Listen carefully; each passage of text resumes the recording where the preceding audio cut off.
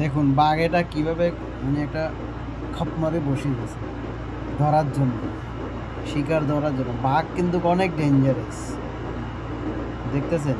এই দিক দিয়ে কিন্তু নৌকা চলাচল করে, মানুষ যাতায়াত করা অনেক রিস্ক। এইদিকে বেশিরভাগ সুন্দরবনের এই জায়গাগুলোতে বাঘ কিন্তু এই আপনার নদীর একেবারে ধারে আসি, যেখানে গাছ গাছরা ঝোপঝাটি থাকে ওখানে লুকায় থাকে। কীভাবে ধরে ফেলছে দেখছেন।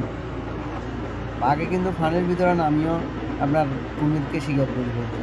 কুমির মানুষ খায়, অথচ বাঘে সেই কুমিরকে ধরে ফেলছে। কিন্তু এ মানুষ মানে একা চলাচল, মানুষ অনেক সমস্যায় পড়ে যায় বাঘের জন্য।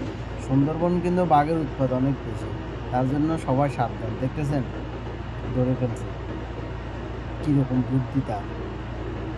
বাঘ কিন্তু ডেঞ্জারাস, কাউকে ভয় পায় না।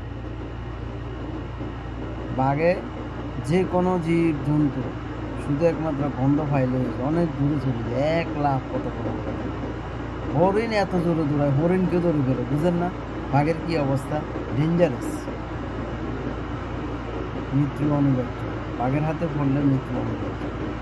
প্রত্যেকটা জীব জন্তু,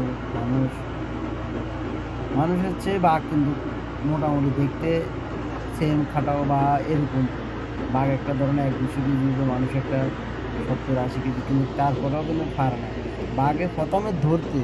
মানে এই ঘাড় বাইরে, তার জন্য মানুষও লড়তে পারে না, যে কোনো পশু পাখি কেউ লড়তে পারে। কুমিরটাকে ধরছে দেখছেন, কোথায় ধরছে, একেবারে গাড় সাইড ধরছে, কুমিরে হা করে উঠছে, মানে আর বাঁচার কোনো সুযোগ নেই, একেবারে শেষ করে ফেলছে।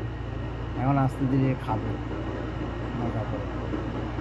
দেখতেছে জীবজন্তু অনেক স্ট্রং।